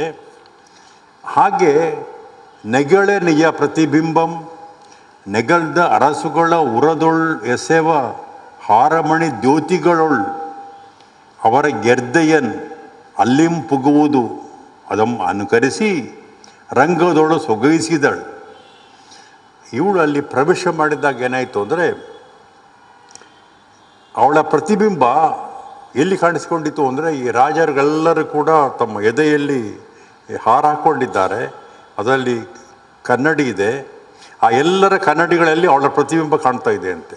ಅದರ ಅದರ ಅದರ ಸೊಗಸು ಏನಂದರೆ ಪ್ರತಿಯೊಬ್ಬರ ಎದೆಗೂ ಅವಳು ಪ್ರವೇಶ ಮಾಡಿದ್ದೆ. ಅವಳು ಪ್ರವೇಶ ಮಾಡಿದಾಗ ರಂಗಕ್ಕೆ ನೆಗಳ್ದ ಅರಸುಗಳ ಉರದೊಳು ಎದೆಯಲ್ಲಿ ಇರುವ ಎದೆವ ಹಾರದೊಳು ಅದರ ಅವಳ ಕಾಂತಿಗಳಲ್ಲಿ ಅವಳ ಎರ್ದೆಯಲ್ಲಿ ಅವಳು ಪ್ರವೇಶ ಮಾಡಿದಳೋ ಎನ್ನುವ ಹಾಗೆ ಅವಳು ರಂಗಕ್ಕೆ ಪ್ರವೇಶ ಮಾಡಿದ್ಲು. ರಸಭಾವ ಅಭಿನಯಗಳಂ ಹೊಸವೇ. ಅದು ಈವರೆಗೆ ಅವಳು ಎಷ್ಟೋ ನೃತ್ಯ ನೋಡಿರ್ಬೋದು ಈ ರಾಜರುಗಳು, ಇವತ್ತು ಮಾತ್ರ ಅದು ಎಲ್ಲಕ್ಕಿಂತ ಪೊಚ್ಚ ಹೊಸತು. ರಸ ಭಾವ ಅಭಿನಯಗಳು ಹೊಸವೇ. ಹೊಸವೇ ಹೊಸತೆ, ಅದು ಹಳಗಣ ರೂಪ. ಹೊಸವೇ ಹೊಸತೆ. ರಸ ಭಾವ ಅಭಿನಯಗಳು ಹೊಸವೇ. ಪುಗಿಲ್ ಹೊಸವೇ. ಪುಗಿಲ್ ಬಹಳ ಸುಂದರವಾದ ದೇಸಿ ಕನ್ನಡ ಶಬ್ದ. ಪುಗು ಪ್ರವೇಶಿಸು, ಪುಗಿಲ್ ಪ್ರವೇಶ. ನಾವು ಇಂಗ್ಲೀಷಲ್ಲಿ ಎಂಟ್ರೆನ್ಸ್ ಅಂತ ಕರಿತೇವಲ್ಲ, ಅದಕ್ಕೆ ಭಾಳ ಒಳ್ಳೆಯ ಪದ. ಈಗ ನಮ್ಮಲ್ಲೆಲ್ಲ ಪ್ರವೇಶ ಅಂತ ಬರೀತಾರೆ, ನಿಜವಾಗಿ ನೀವು ಅದರ ಬದಲು ಪುಗಿಲ್ ಅಂತ ಬರೀಬೇಕು. ಪುಗಿಲ್ ಅಂದರೆ ನೀವು ಇಲ್ಲಿ ಪ್ರವೇಶ, ಪುಗುವುದು ಪ್ರವೇಶ ಮಾಡೋದು. ಪುಗಿಲ್ ಪುಗಿಲ್ ಅವಳ ಪ್ರವೇಶ ಮಾಡುವ ನೃತ್ಯಗಾರ್ತಿಯಾಗಿ ಅವಳು ಪ್ರವೇಶ ಮಾಡುವ ಅವಳ ಪ್ರವೇಶ ಉಂಟಲ್ಲ, ಅದು ಹೊಸ್ತು. ಚಲ್ಲಿಗಳು ಹೊಸವೇ. ಅವಳ ಇಡೀ ಆ ಥರದ ಅಲಂಕಾರದ ಚಲ್ಲಿಗಳು ಅವು ಹೊಸ್ತು. ನಯಂ ಹೊಸವೇ. ಅವಳ ನಯದ ಆ ರೀತಿಯ ಒಂದು ವೈಯಾರ ಹೊಸ್ತು. ಕರ್ಣಗಳು ಹೊಸವೇ ನಿಪ್ಪಸವೇ. ಅವೆಲ್ಲವುಗಳು ನಿಮ್ಮ ಯಾವುದು ನೃತ್ಯಕ್ಕೆ ಸಂಬಂಧಪಟ್ಟ ಪರಿಭಾಷೆ. ಕರ್ಣಗಳು ಹೊಸವೇ, ಅದು ನಿಪ್ಪಸವೇ, ಅತ್ಯಂತ ಹೊಸದಾದವುಗಳು. ಪೊಸೈಸಿದಳು ಆಕೆ ನಾಟ್ಯಾಗಮವನ್ ಅಂತೆ. ನಾಟ್ಯ ಎನ್ನುವ ಒಂದು ಆಗಮ ನಾಟ್ಯಶಾಸ್ತ್ರ ಓದಿದವರಿಗೆ ಗೊತ್ತಿದೆ, ಅಥವಾ ನಾಟ್ಯದ ಗುರುಗಳಿಗೆ ಅಥವಾ ನಾಟ್ಯ ಮಾಡುವ ಕಲಿತವರಿಗೆ ಗೊತ್ತಿದೆ. ಅದೊಂದು ಆಗಮ. ಅದರಲ್ಲಿ ನೀವು ಅದರದ್ದೇ ಪರಿಭಾಷೆ ಇದೆ. ಕರ್ಣ ಇರ್ಬೋದು, ಚಲ್ಲಿ ಇರ್ಬೋದು, ಪುಗಿಲ್ ಪ್ರವೇಶ ಮಾಡುವ ಕ್ರಮ, ಅದಕ್ಕೆಲ್ಲ ಶಾಸ್ತ್ರ ಇದೆ. ಸಿಕ್ಕಾಪಟ್ಟು ಹೋಗಿ ಪ್ರವೇಶ ಮಾಡೋದಲ್ಲ. ಆದರೆ ನೀಲಾಂಜನೇಯ ಪ್ರವೇಶ ಮಾಡಿದಾಗ ಅದು ಎಲ್ಲೋ ಹೊಸ್ತೆ, ಇವರಿಗೆ ಈ ಥರದ್ದು ಯಾರು ಪ್ರವೇಶ ಮಾಡುವ ಕ್ರಮ, ಅವಳ ಹೆಜ್ಜೆಯ ಕ್ರಮ ಯಾವುದೂ ಇವರಿಗೆ ನೋಡಿಲ್ಲ. ಆದ ಕಾರಣವೇ ನಾಟ್ಯ ಆಗಮವನ್ನು ಹೊಸ್ತು ಮಾಡಿದ್ಲು ಅಲ್ಲಿ ಪ್ರವೇಶ ಮಾಡಿದಾಗ ಈ ನೀಲಾಂಜನೇಯ ಅಂತ. ಭಾವದ ಇಲ್ಲಿ ಏನಾಗ್ತದೆ ಅಂದರೆ ಅವನು ನಾವು ಯಾವುದನ್ನು ಕಾವ್ಯಮೀಮಾಂಸೆಯ ಪರಿಭಾಷೆ ಅಂತ ಹೇಳ್ತೇವೋ ಅದನ್ನು ಅವನು ಹೇಳ್ತಾ ಇದ್ದಾನೆ. ಭಾವದ ಅನುಭಾವದ ಎಸೆವ ವಿಭಾವದ, ಭಾವದ ಅನುಭಾವದ ಎಸೆವ ವಿಭಾವದ ಪಸುಗೆಗಳೊಳ್ ಒಸರುವ ರಸದ ಅಭಿನಯಮಂ ಭಾವಿಪಡೆ ಆದಿದೇವನ ದೇವೇಂದ್ರನ ಬಗೆಗಂ ಅಸದಳಂ ನರ್ತಕಿಯ. ಅಲ್ಲಿ ಇಬ್ಬರು ಕೂತಿದ್ದಾರೆ, ದೇವೇಂದ್ರನೂ ಕೂತಿದ್ದಾನೆ, ಅವನು ಅದರ ನಿರ್ವಹಣೆ ಮಾಡುವವನು ನಿಂತ್ಕೊಂಡವನು ದೇವೇಂದ್ರ, ಇವನು ಮುಂದೆ ತೀರ್ಥಂಕರಾಗುವವನಿದ್ದಾನೆ. ಇಬ್ಬರಿಗೂ ಒಂದು ಬೆರಗುವಂತೆ ಅದನ್ನು ನೋಡಿದಾಗ ಇಬ್ಬರಿಗೂ ಬೆರಗುವಂತೆ. ಯಾಕೆಂದರೆ ಆ ಭಾವ ಅನುಭವ ಬಹುಶಃ ಭರತನ ನಾಟ್ಯಶಾಸ್ತ್ರದ ಸ್ತೋತ್ರ ಓದಿದವರಿಗೆ ಗೊತ್ತಿದೆ. ಭಾವದ ಅನುಭವದ ಎಸೆವ ವಿಭಾವದ ಪಸುಗಳೊಳ್ ಒಸರುವ ರಸದ ಅಭಿನಯಮಂ ಭಾವಿಪಡೆ. ಯಾವ ರಸಾನುಭವ ಯಾವುದನ್ನು ವಿಭವಾನುಭವ ಸಂಚಾರಿ ಭಾವ ರಸ ನಿಷ್ಪತ್ತಿ ಆಗ್ತದೋ ಅಂತಹ ರಸದ ಅಭಿನಯವನ್ನು ಭಾವಿಸುವಾಗ ಆದಿದೇವನಿಗೆ, ಪುರಪರಮೇಶ್ವರನಿಗೆ, ದೇವೇಂದ್ರನಿಗೆ ಕೂಡ ಇದನ್ನು ಗ್ರಹಿಸುವುದಕ್ಕೆ ಅಸಾಧ್ಯ ಎನ್ನುವ ಹಾಗೆ ನರ್ತಕಿ ಆಕೆ ಅಲ್ಲಿ ನೃತ್ಯ ಶುರು ಮಾಡಿದ್ದಂತೆ. ಸುರಗಣಿಕಾ ನಾಟ್ಯರಸಂ ಪರಮನ ಚಿತ್ತಮ್ಮನ್ ಏಯ್ದೆ ರಂಜಿಸಿದ್ದು. ಆತ ಯಾರು ಪರಮ ಈ ವೃಷಭಸ್ವಾಮಿ, ಆ ಸುರಗಣಿಕೆ ದೇವಲೋಕದ ವೇಶ್ಯೆ ಈ ನೀಲಾಂಜನೆ, ಆಕೆಯ ನಾಟ್ಯ ರಸ ಇದೇನು ನಮ್ಮ 9 ರಸಗಳಿಗಿಂತಲೂ ಅತೀತವಾದ್ದು ನಾಟ್ಯ ರಸ. ಅದು ಪರಮನ ಚಿತ್ತಮನ್ ಏಯ್ದೆ ರಂಜಿಸಿದ್ದು. ಆ ಪರಮ ಮುಂದೆ ತೀರ್ಥಂಕರನಾಗುವವನು ವೃಷಭನಾಥ, ಅವನ ಮನಸ್ಸನ್ನು ಕೂಡ ಬಹಳ ವಿಶೇಷವಾಗಿ ಅದಕ್ಕೆ ಮುದವನ್ನು ಕೊಟ್ಟಿದಂತೆ.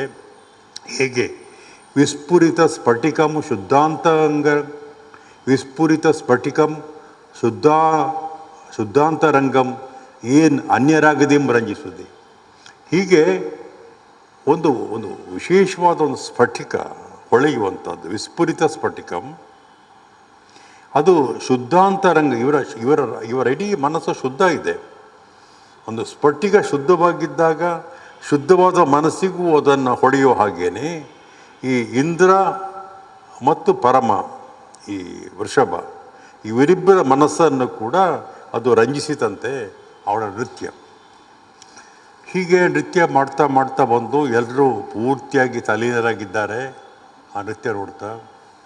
ಹಾಗೇನಾಯಿತು ಅಂದರೆ ದೇವೇಂದ್ರನೇ ಸ್ವಲ್ಪ ಅದನ್ನೆಲ್ಲ ರೂಪಿಸಿಕೊಂಡದ್ದು. ಅವಳಿಗೆ ಆಯುಸ್ಸು ಮುಗಿತಾ ಬಂತು. ಅವಳು ಕುಣಿತ ಇದ್ದಾಗಲೇ ಅವಳ ಆಯುಸ್ಸು ಮುಗಿತಾ ಬಂತು. ಹೇಗೆ ಮುಗೀತು? ಆ ಮಧುರಾಕಾರ ಲತಾ ಕೋಮಲೆ, ಮಧುರ ಆಕಾರ ಲತಾ ಕೋಮಲೆ ತನಗೆ ಆಗಳ್ ಆಯುರು ಅಂತಂಬರೆ, ತನಗೆ ಆಗಳ್ ಆಯುರು ಅಂತಂಬರೆ. ಆ ಮಧುರ ಆಕಾರದ ಬಳ್ಳಿಯ ಹಾಗಿರುವ ಕೋಮಲವಾದ ನೀಲಾಂಜನೆ ಅವಳಿಗೆ ಅವರು ನೃತ್ಯ ಮಾಡ್ತಾ ಮಾಡ್ತಾ ಮಾಡ್ತಾ ಇರುವಾಗಲೇ ಅವಳಿಗೆ ಆಗಳ್ ಆಯುರ್ ಅಂತರಂಬರೆ, ಅವಳ ಆಯಸ್ಸು ಅಲ್ಲಿ ಆ ಕ್ಷಣ ಕೊನೆಯಾಗ್ತಾ ಬಂದಾಗ ಆಗಳ್ ಆಯುರ್ ಅಂತಂಬರೆ. ಹೇಗೆ ಸೌದಾಮಿನಿವಲ್ ಭೂಂಕೆನೆ ಸುರಕಾಮಿನಿ ರಂಗದೊಳು ಅದೃಶ್ಯಪ್ಪುದು ಆಗಳ್. ಅವಳಿಗೆ ಗೊತ್ತಾಯ್ತು ನಾನಿನ್ನು ಒಂದು ಕ್ಷಣ ಬದುಕುವುದಿಲ್ಲ ಅಂತ. ತಕ್ಷಣ ಏನು ಮಾಡಿದ್ದು ಅಂದರೆ ಒಂದು ಮಿಂಚಿನ ಹಾಗೆ ಅವಳು ಒಳಗೆ ಹೋಗಿಬಿಟ್ಲು. ಯಾರಿಗೆ ಗೊತ್ತಾಗಬಾರ್ದು ಅಂಥೇಳಿ ಬರೀ ಮಿಂಚಿನ ಹೊಡೆದ ಹಾಗೆ ಒಳಗೆ ಓಡಿಬಿಟ್ಲು ಅವಳು. ಯಾಕಂದರೆ ಅವಳ ಆಯುಸ್ಸು ಇನ್ನು ಒಂದು ಕ್ಷಣದಲ್ಲಿ ಹೋಗ್ತಾ ಇದೆ ಅಂತ ಅವಳಿಗೆ ಗೊತ್ತಾಗಿ ಸೌದಾಮಿನಿ ಅಂದರೆ ಮಿಂಚು, ಒಂದು ಮಿಂಚಿನ ಹಾಗೆ ಸೌದಾಮಿನಿ ಒಂದು ಮಿಂಚಿನ ಹಾಗೆ ಭೋಂಕೆನೆ. ಈ ಭೋಂಕೆನೆ ಅನ್ನೋದು ಅನುಕಾರ ಶಬ್ದ ಅಂದರೂ ಕೂಡ ತಕ್ಷಣ ಒಂದು ಒಂದು ಕಣ್ಣು ಮುಚ್ಚಿ ತೆರೆಯುವುದರೊಳಗಡೆ ಸುರಕಾಮಿನಿ ಆಕೆ ನೀಲಾಂಜನೆ ರಂಗದೊಳ್ ಅದೃಶ್ಯಯಪ್ಪುದು, ರಂಗದಿಂದ ಅದೃಶ್ಯಳಾದ. ಆದರೆ ಏನಾಯಿತು ಅಂದರೆ ಅದು ಆ ಒಂದು ಸಣ್ಣ ಕಣ್ಣು ತಿರಿದೊಳಗೆ ಆಕೆ ಅದೃಶ್ಯದ್ದು ಗೊತ್ತಾಗಬಾರ್ದು ಅಂಥೇಳಿ ಇಂದ್ರ ಏನು ಮಾಡಿದ ಅಂದರೆ ರಸಭಂಗ ಭಯದಿನ್ ಇಂದ್ರಂ ಹೊಸತೊಂದು ಆ ದೊರೆಯ ಪಾತ್ರವಮ್ಮ ತಂದು ಅನುಸಂಧಿಸುವುದು. ಇವನು ಎಷ್ಟು ಸಿದ್ಧ ಆಗಿದ್ದಾನೆ ಅಂದರೆ ಯಾರ ಗಮನಕ್ಕೆ ಬರಬಾರ್ದು ಅದೇ ರೀತಿಯ ಒಂದು ಹೆಣ್ಣನ್ನು ತಂದು ಅಲ್ಲಿ ತಂದ. ಒಂದು ಕ್ಷಣ ಇವರು ಕಣ್ಣು ತೆರೆಯುವುದರೊಳಗೆ ಅದು ನೀಲಾಂಜನ ಅಲ್ಲ ಅಂತ ಹೇಳಿ ಸಾಧ್ಯವೇ ಇಲ್ಲ. ಆತ ಆಗಳು ರಸಭಂಗ ಆಗ್ತದೆ ಅಂಥೇಳಿ ಇಂದ್ರ ಹೊಸತೊಂದು ಆ ದೊರೆಯ ಪಾತ್ರವಂ ತಂದು ಅನುಸಂಧಿಸುವುದು. ಅದು ರಸಭಂಗ ಆಗ್ತದೆ, ಉಳಿದವರಿಗೆ ಗೊತ್ತಾಗ್ತದೆ ಅಂಥೇಳಿ ಇಂದ್ರ ಏನು ಮಾಡಿದ ಅಂದರೆ ಹೊಸತಾದ ಅದೇ ರೀತಿಯ ಒಂದು ಪಾತ್ರವನ್ನು, ಒಂದು ನೃತ್ಯಗಾತಿಯನ್ನು ತಂದು ಅಲ್ಲಿ ಅನುಸಂಧಿಸ್ತಾನೆ, ಅಲ್ಲಿ ಸೇರಿಸ್ತಾನೆ. ಇದು ಯಾರಿಗೂ ಗೊತ್ತಾಗುವುದಿಲ್ಲ, ಯಾರಿಗೆ ಗೊತ್ತಾಗ ಸಾಧ್ಯವೇ ಇಲ್ಲ. ಅದನ್ನು ಅಣಂ ಅರಿಯಲಿಕ್ಕೆ ಸುರಾಸುರ ಸಮಿತಿಗೆ ಆದುದಿಲ್ಲ. ಇಡೀ ಅಲ್ಲಿರುವ ದೇವತೆಗಳು ಮತ್ತು ಯಾರಿಗೆ ಕೂಡ ಇದೊಂಥರ ಬದಲಿ ಅಥವಾ ಡ್ಯೂಪ್ಲಿಕೇಟ್ ಸುರಾಂಗನೆ ಅಂತ ನೀಲಾಂಜನೆ ಅಂತ ಯಾರಿಗೆ ಗೊತ್ತಾಗಲಿಕ್ಕೆ ಸಾಧ್ಯ ಆಗಲಿ. ಯಾರೆಲ್ಲರೂ ಮತ್ತೆ ಅದು ನೀಲಾಂಜನ ನಾಟ್ಯ ಅಂತ ನೋಡ್ತಾ ಇದ್ದಾರೆ. ಅಂದರೆ ಅದರ ಅಣಂ ಅರಿಯಲ್ಕೆ ಸುರಾಸುರ ಸಮಿತಿಗೆ, ಇಡೀ ಸಮೂಹಕ್ಕೆ ಆದುದಿಲ್ಲ ಆ ಕ್ಷಣದೊಳು. ಆದರೆ ಇದು ಒಬ್ಬನಿಗೆ ಮಾತ್ರ ಗೊತ್ತಾಯಿತು, ಇದು ನಾನು ಕಾಣ್ತಾ ಇರುವ ನೀಲಾಂಜನ ಅಲ್ಲ, ಇದು ಬೇರೆ ಅಂತ. ಅವನೇ ಪುರುದೇವ. ಆ ನೀಲಾಂಜನೆಯನೇ ಮನೋನಯನ ಉದಿತ ವಿಮೋಹದಿಂದಿರೆ ಸಭೆ. ಅದು ಆ ಇವರೆಲ್ಲ ಇರೋದು ಅದೇ ನಿಯೋಂಜನೆ ಅಂದರೆ ಆ ನೀಲಾಂಜನೇ ಇವಳು ಅಂಥೇಳಿ. ಆ ನೀಲಾಂಜನೆಯನೇ ಮನೋನಯನ ವಿನೋದಿತ, ಮನಸ್ಸಿಗೆ ಮತ್ತು ಕಣ್ಣಿಗೆ ಆ ಥರ ಭಾಳ ಸಂತೋಷ ಕೊಟ್ಟಂತಹ ಅವಳು ಅಂತ ವಿಮೋಹದಿಂದ ಇಡೀ ಸಭೆ ವಿದ್ಯಾನಿಲಯ ಈ ಪುರುದೇವ ಅರಿದು ಅದಂ, ಅವನಿಗೆ ತಕ್ಷಣ ಇದು ಗೊತ್ತಾಗಿ ಅರಿದು ಅದಂ ದೇಹದ ಅನಿತ್ಯತೆಗೆ ಇಂತು ಚೋದ್ಯಂ ಪಟ್ಟಂ. ಅವನಿಗೆ ಇದನ್ನು ಗೊತ್ತಾಯಿತು, ಮನುಷ್ಯ ದೇಹ ಇಷ್ಟು ನಶ್ವರವ.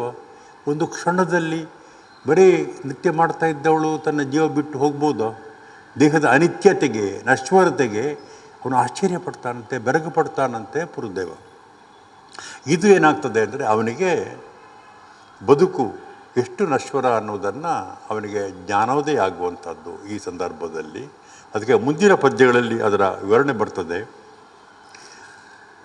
ನಾರೀ ರೂಪದ ಯಂತ್ರಂ ಚಾರುತರಂ ನೋಡೆ ಕರಗಿದುದು. ನಾರೀ ರೂಪದ ಇದೊಂದು ಯಂತ್ರ, ಮನುಷ್ಯರಲ್ಲ, ಒಂದು ಮನುಷ್ಯ ಹೆಣ್ಣಿನ ರೂಪದ ಒಂದು ಯಂತ್ರ. ನಾನು ನೋಡೆ ಕರಗಿ ನೋಡ್ತಾ ಇದ್ದೆ, ಕರಗಿ ಹೋಯ್ತಲ್ಲ. ಮಾರಿ ರೂಪದ ಯಂತ್ರಂ ನೋಡ್ತಾ ಇದ್ದಾಗೆ ಇದು ಕರಗಿ ಹೋಯ್ತು. ಈ ಸಂಸಾರದ ಅನಿತ್ಯತೆ ಮನದೊಳು ಬೇರಿರುವುದು. ಈಗ ನನಗೆ ಜ್ಞಾನೋದಯ ಆಯಿತು, ಮನವರಿಕೆ ಆಯಿತು. ಈ ಸಂಸಾರ ಅನ್ನೋದು ಎಷ್ಟು ನಶ್ವರ, ಸಂಸಾರದ ಅನಿತ್ಯತೆ ನನ್ನ ಮನದೊಳು ಬೇರೂರುವುದು. ಈಗಳು ಎಂತು ಇದಂ ಕಡೆಗಣಿಪೇನು. ಇದನ್ನು ನಾನು ಈ ಇಡೀ ವಿದ್ಯಮಾನವನ್ನು ಹೇಗೆ ಕಡೆಗಣಿಸಲಿ? ಕೋಟಿ ತೆರದಿಂದಂ ಎಸೆವ ಈ ನಾಟಕಮಂ ತೋರೆ ಮಾಡ್ದಲಿಲ್ಲ. ಬಗೆಯಳು ನಾಟುವಿನಂ ಅಮರಿ ಎನಗೆ ನೆರೆಯ ತೋರಿದಳು ಈಗಳು. ಈಗ ಈ ನೀಲಾಂಜನೆ ಅವಳು ಕೋಟಿ ತೆರದಿಂ ಎಸೆವ ಈ ನಾಟಕವನ್ನು ತೋರೆ ಮಾಡ್ದಲಿಲ್ಲ. ಅವಳು ಕೇವಲ ಅನೇಕ ರೀತಿಯಲ್ಲಿ ಈ ನೃತ್ಯವನ್ನು ಮಾಡಿದ್ದಲ್ಲ. ಅವಳು ನಿಜವಾಗಿ ಮಾಡಿದ್ದೇನೆಂದರೆ ಬಗೆಯಳು ನಾಟುವಿನಂ, ನನ್ನ ಮನಸ್ಸಿನೇ ನಾಟುವ ಹಾಗೆ ಅಮರಿ ಈ ಅಮರ ಸ್ತ್ರೀ ನೀಲಾಂಜನೆ ಎನಗೆ ನೆರೆಯೇ ತೋರಿದಳೀಗಳು. ಬದುಕಿನ ನಾಟಕ ಏನು ಅನ್ನೋದನ್ನು ನನಗೆ ಅವಳು ತೋರಿಸಿದವಳು. ಅವಳು ಇಲ್ಲಿ ನೃತ್ಯ ಮಾಡಿದ್ದು ಅಲ್ಲ, ಅವಳು ನನಗೆ ನನಗೆ ಅವಳು ಅಮರಿ ಎನಗೆ ನೆರೆಯೇ ತೋರಿದಳ್ ಈಗಳು, ನನಗೆ ತೋರಿಸಿಬಿಟ್ಲು ಜಗತ್ತು ಅನ್ನೋದು ಇಷ್ಟೇ, ಈ ನಾಟಕ ಇಷ್ಟೇನೆ ಅಂತ.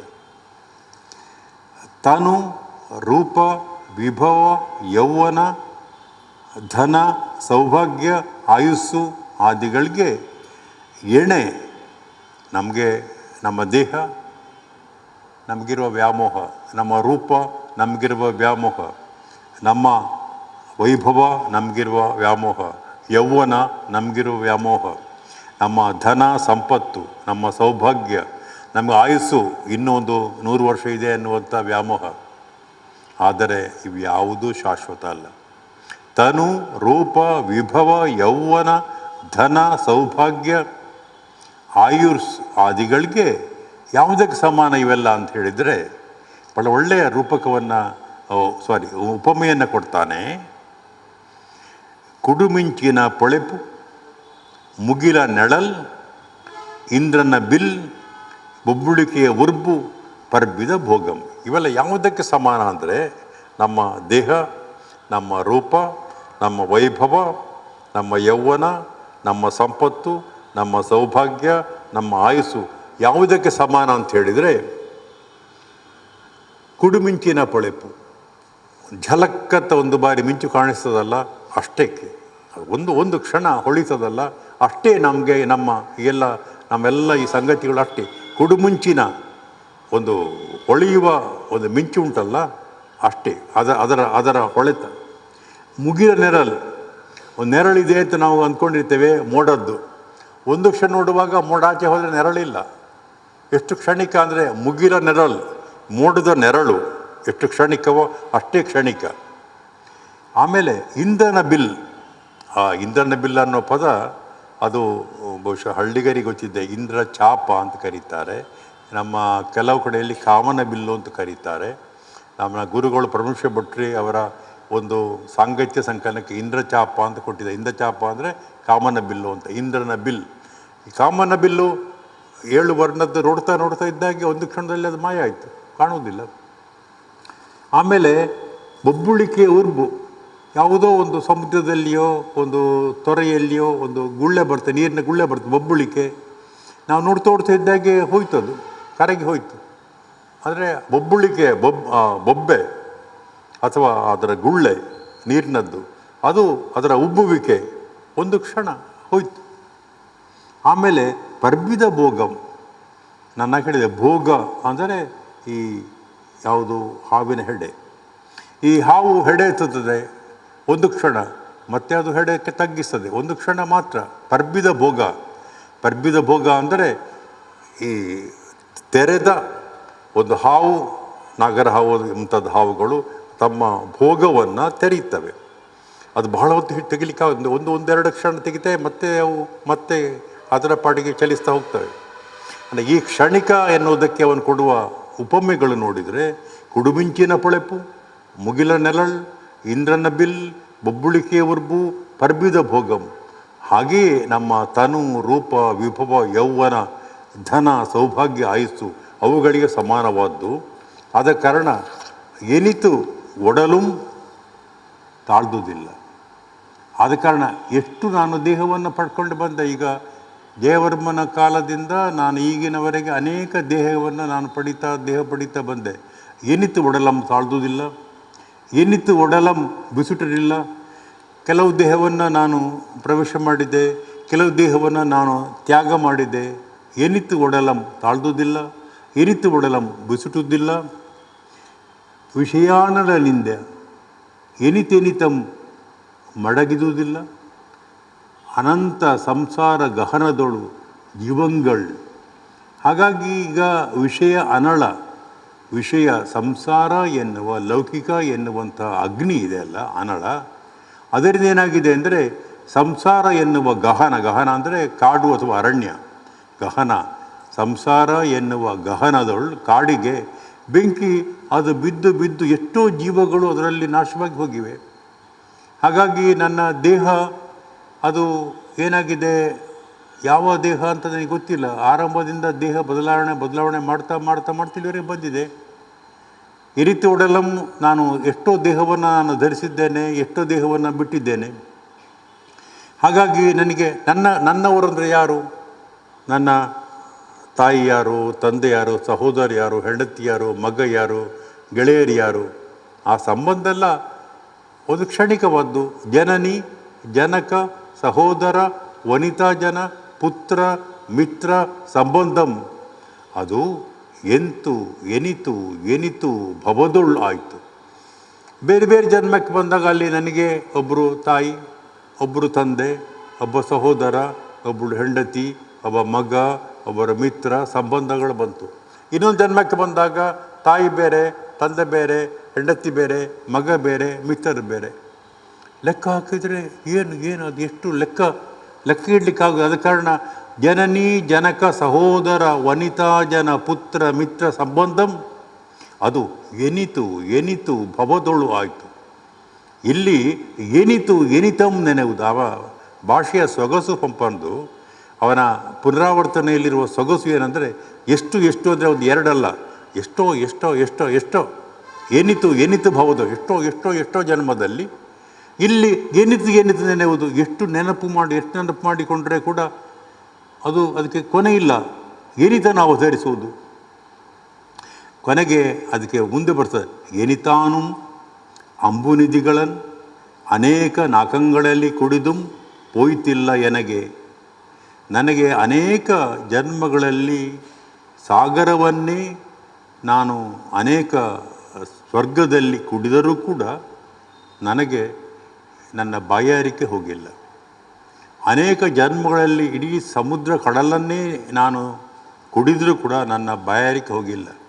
ಈಗೇನಾಗಿದೆ, ಎಲ್ಲಿ ನರಭೋಗಂ ಎಂಬ ಭಾಳ ಅದ್ಭುತವಾದ ಒಂದು ಅಭಿವ್ಯಕ್ತಿ. ನರಭೋಗಂ ಎಂಬ ಪನಿಪುಲ್ಲಂ ನಕ್ಕೆ ತೃಷ್ಣೆ ಬೀಳ್ಪೋದಪ್ಪದಿ. ಇದು ಬಹಳ ಸುಂದರವಾದ ಒಂದು ಮಾತು ಪಂಪನಲ್ಲಿ. ನರಭೋಗಂ ಎಂಬ ಪನಿಪುಲ್ಲಂ ನಕ್ಕೆ ತೃಷ್ಣೆ ಬೀಳ್ಪೋದಪ್ಪದಿ. ಒಂದು ಚಳಿಗಾಲದಲ್ಲಿ ನೋಡ್ಬೋದು, ಹುಲ್ಲಿನಲ್ಲಿ ಕೆಲವು ಹನಿಗಳು ಬಿದ್ದಿರ್ತವೆ. ಅದನ್ನು ನೀವು ನಕ್ಕಿದರೆ ನಿಮ್ಗೆ ಬಾಯಾರಿಕೆ ಹೋಗ್ತದೆ. ನಾನು ಬೇರೆ ಬೇರೆ ಜನ್ಮದಲ್ಲಿ ಇಡೀ ಸಮುದ್ರದ ನೀರು ಕುಡಿದು ನನ್ನ ಬಾಯಾರಿಕೆ ಅದು ಹೋಗಲಿಲ್ಲ. ಈಗ ಈ ಮನುಷ್ಯ ಜನ್ಮದ ನರಭೋಗದಲ್ಲಿ ಅದಕ್ಕೆ ಯಾವುದಕ್ಕೆ ಸಮಾನ ಅಂತ ಹೇಳಿದರೆ, ಒಂದು ಹುಲ್ಲಿನಲ್ಲಿ ಅಂಟಿಕೊಂಡಿರುವ ಹನಿಗಳ ಹಾಗೆ. ಅದನ್ನು ನಾನು ನೆಕ್ಕಿದರೆ ನನ್ನ ತೃಷ್ಣೆ, ಬಾಯಾರಿಕೆ ಅದು ಹೋಗ್ತದೆ. ಅಲ್ಲೊಂದು ಪದ ಗಮನಿಸಬೇಕು, ನಕ್ಕೆ ಅಂತ. ನಾನು ಅದನ್ನು 3-4 ಟೆಕ್ಸ್ಟಲ್ಲಿ ನೋಡಿದೆ, ಅದು ನಕ್ಕೆಯೋ ಅಂತ. ಯಾಕಂದರೆ ಬಸವರಾಜ್ ಅವರಲ್ಲಿ, ಕುಂದಣ್ಣಗಾರರಲ್ಲಿ ಮತ್ತು ಶಾಸ್ತ್ರಿಗಳದರಲ್ಲಿ ಎಲ್ಲರೂ ನಕ್ಕೆ ಅಂತ ಹಾಕಿದ್ದಾರೆ. ನನಗೇನಾಗಿದೆ, ಅದು ಖುಷಿ ಆಯ್ತು. ಯಾಕಂದರೆ ತುಳುವಿನಲ್ಲಿ ನಕ್ಕುನೆ ಅಂತ ಹೇಳ್ತಾರೆ. ಅದು ನಿಜವಾಗಿ ಕನ್ನಡದಲ್ಲಿ ನೆಕ್ಕುವುದು ಅಂತ ಇದೆ. ನಾನು ಅಂದ್ಕೊಂಡೆ ಬಹುಶಃ ಅದು ಪಾಠಾಂತರದ ತಪ್ಪು ಇರ್ಬೋದು ಅಂತ. ಯಾಕಂದರೆ ಶಾಸ್ತ್ರಿಗಳು, ಕುಂದಣ್ಣಗಾರರು, ಬಸವರಾಜು ಎಲ್ಲರಲ್ಲಿ ಕೂಡ ನಕ್ಕೆ ಅಂತಲೇ ಇದೆ. ಅಂದರೆ ಪಂಪನ ಕಾಲಕ್ಕೆ ಬಂದ ದೇಸಿ ಪದಗಳು ನಕ್ಕುವುದು ಅಂತ. ತುಳಿಯಲ್ಲಿ ನಕ್ಕುವುದು ಅಂತ ಹೇಳ್ತಾರಲ್ಲ, ಉಪ್ಪಿನಕಾಯಿನ ನಕ್ಕುವುದು ಅಂತ ಥರದಲ್ಲಿ ನಕ್ಕೆ. ಆ ಒಂದು ಹನಿಯನ್ನು ನಕ್ಕಿದರೆ ನಮ್ಮ ಬಾಯಾರಿಕೆಯನ್ನು ಹೋಗ್ತದೆಯೇ ಅಂತ ಹೇಳುವಂಥದ್ದು. ನಾನು ಅದನ್ನು ಕೊನೆಯ ಒಂದು ಪದ್ಯ ಓದಿ ಇಲ್ಲಿಗೆ ನಿಲ್ಲಿಸ್ತೇನೆ ನಾನು. ಹೀಗೆ ಆತ ತನ್ನ ಸಂಸಾರ ಶರೀರದ ಭೋಗ ವಿರಕ್ತಾಂತರಂಗನು ಮುಕ್ತಿ ಕಾಂತಾನುರಕ್ತ ಚಿತ್ತನೂ ಆಗಿ, ಪುರುದೇವ ಸಂಸಾರ ಶರೀರ ಭೋಗ ವಿರಕ್ತಾಂತರಂಗನು ಮುಕ್ತಿ ಕಾಂತಾನುರಕ್ತ ಚಿತ್ತನೂ ಆಗಿರ್ಪನ್ನಗಂ. ಲೋಕಾಂತಿಕ ದೇವರು ಬಂದು ವೃಷಭನಾಥನಿಗೆ ಅಲ್ಲಿ ಬೋಧೆ ಮಾಡ್ತಾರೆ, ಪ್ರತಿಬೋಧೆ ಮಾಡ್ತಾರೆ. ಹಾಗಾಗಿ ಅವನು ಪರಿನಿಷ್ಕ್ರಮಣಕ್ಕೆ ಸಿದ್ಧ ಆಗ್ತಾನೆ. ಇದು ಜೈನ ಪುರಾಣಗಳಲ್ಲಿ ಭಾಳ ಮುಖ್ಯವಾದ ಭಾಗ. ಪರಿನಿಷ್ಕ್ರಮಣ ಕಲ್ಯಾಣ ಅನ್ನುವಂಥದ್ದು ತೀರ್ಥಂಕರ ಆಗುವ ಪೂರ್ವದಲ್ಲಿ ನಡೆಸುವಂಥ ಆಚರಣೆಗಳು, ರಿಚುವಲ್ಸ್ ಉಂಟಲ್ಲ, ಅದು ಭಾಳ ಮುಖ್ಯವಾದ್ದು. ನಾನು ಅದನ್ನು ಓದ್ತಾ ಇಲ್ಲ. ಆದರೆ ನಾನು ಏನಾಯ್ತು, ಇವನು ಪರಿನಿಷ್ಠನ ಆಗೋದು ಮೊದಲು, ಈಗ ಇವನು ರಾಜನಾಗಿದ್ದ, ಇವನ ರಾಜ್ಯವನ್ನು ಒಪ್ಪಿಸಬೇಕಲ್ಲ ಯಾರಿಗೆ? ಇಬ್ಬರು ಗಂಡು ಮಕ್ಕಳಿದ್ದಾರೆ. ಒಂದು ಹೆಂಡತಿಯಲ್ಲಿ ಹುಟ್ಟಿದವನು ಭರತ, ಇನ್ನೊಂದು ಹೆಂಡತಿಯಲ್ಲಿ ಹುಟ್ಟಿದವನು ಯಶಸ್ವತಿಯಲ್ಲಿ ಭರತ, ಸುನಂದೆಯಲ್ಲಿ ಹುಟ್ಟಿದವನು ಬಾಹುಬಲಿ. ಇವನೇನು ಮಾಡ್ತಾನಂದರೆ ಭರತಂಗೆ ಅಭಿಷೇಕ ಪುರಸ್ಸರಂ ಊರ್ಜಿತ ರಾಜ್ಯ ಪದವಿಯಂ ಕೊಟ್ಟು ನಿಜಾದರದಿಂದೆ ಬಾಹುಬಲಿಗಂ ಪರಮಂ ಅಂದರೆ ವೃಷಭನಾಥ ಯುವರಾಜ ಪದವಿಯಂ ದಯಗೈದಂ. ಅವನು ನ್ಯಾಯಯುತವಾಗಿ ಮೊದಲು ಹುಟ್ಟಿದವನು ಅಣ್ಣ ಭರತ. ಆದ್ದರಿಂದ ಈ ಭರತನಿಗೆ ತನ್ನ ಅಭಿಷೇಕ ಪುರಸ್ಸರವಾಗಿ ತನಗೆ ಸಿಕ್ಕಿದ ರಾಜ್ಯದ ಪದವಿಯನ್ನು, ಆ ಭಾರವನ್ನು ಕೊಟ್ಟು, ಅದು ಅಯೋಧ್ಯೆಯಲ್ಲಿ ಪೌದನಪುರದಲ್ಲಿ, ಅದು ಅವನ ಎರಡನೇ ರಾಜಧಾನಿ, ಅಲ್ಲಿ ಯುವರಾಜನಾದ ಬಾಹುಬಲಿಗೆ ಅದನ್ನು ಪರಮ ವೃಷಭನಾಥ ಕೊಟ್ಟಂತೆ. ಅಂದರೆ ಇಬ್ಬರಿಗೂ ಯಾರಿಗೂ ಕೂಡ ಮುಂದೆ ಜಗಳ ಮಾಡಿಕೊಳ್ಬಾರ್ದು, ಮುಂದೆ ಜಗಳ ಮಾಡಿಕೊಳ್ತಾರೆ ಬೇರೆ, ಜಗಳ ಮಾಡಿಕೊಳ್ಬಾರ್ದು ಅಂಥೇಳಿ ಈತ ಭರತನಿಗೆ ಆತ ಈ ರಾಜ್ಯದ ಪದವಿಯನ್ನು ಕೊಟ್ಟು ಈ ವೃಷಭನಾಥ, ಆಮೇಲೆ ಈ ಬಾಹುಬಲಿಗೆ ಆತ ಯುವರಾಜ ಪದವಿಯನ್ನು ಕೊಟ್ಟು, ಅವರಿಬ್ಬರಿಗೂ ರಾಜ್ಯದಲ್ಲಿ ಭಾಗ, ಅಯೋಧ್ಯೆಯ ರಾಜಧಾನಿಯಲ್ಲಿ ಭರತ, ಪೌದನಪುರದ ರಾಜಧಾನಿಯಲ್ಲಿ ಯುವರಾಜ ಇರುವ ಹಾಗೆ ಮಾಡಿ ಅವನು ಪರಿನಿಷ್ಕ್ರಮಣಕ್ಕೆ ಹೋಗ್ತಾನೆ. ಮತ್ತು ಮುಂದೆ ಈಗ ಮಕ್ಕಳ ರಾಜ್ಯಭಾರ ಆರಂಭ ಆಗ್ತದೆ. ಈಗ ಈ ದೊಡ್ಡವ್ರದ್ದೆಲ್ಲ ಮುಗೀತಲ್ಲ, ಈಗ ಮಕ್ಕಳ ರಾಜ್ಯಭಾರದ ಕಾಲ. ಅದನ್ನು ನಾವು ನಾಳೆ ಮುಂದುವರಿಸ್ಬೋದು. ಅದು ಭರತೇಶ ವೈಭವ ಅಂತ ಕರೆಯುವುದು. ಇದನ್ನಿಟ್ಟುಕೊಂಡು ರತ್ನಾಕರ ಒಂದು ದೊಡ್ಡ ಕಾವ್ಯ ಬರೆದಿದ್ದಾನೆ. ಆ ರೀತಿಯಲ್ಲ, ಇವನ ಕ್ರಮವೇ ಬೇರೆ. ರತ್ನಾಕರಿಂದ ಭಾಳ ಹಿಂದೆ ಬರೆದದ್ದು ಭರತೇಶ ವೈಭವ ಮತ್ತು ಬಾಹುಬಲಿ ಭರತ ಅವರ ಒಂದು ಮುಖಾಮುಖಿ. ಇವು ಅದನ್ನು ನಾನು ಒಳ ದೀರ್ಘವಾಗಿದೆ. ಬಹುಶಃ ನಾಳೆ 1 ಗಂಟೆಯಲ್ಲಿ ನಾವು ಅದನ್ನು ಪೂರ್ಣ ಮಾಡೋಣ. ಇವತ್ತಿಗೆ ಇದನ್ನು ಮುಕ್ತಾಯ ಮಾಡೋಣ. ನಮಸ್ಕಾರ.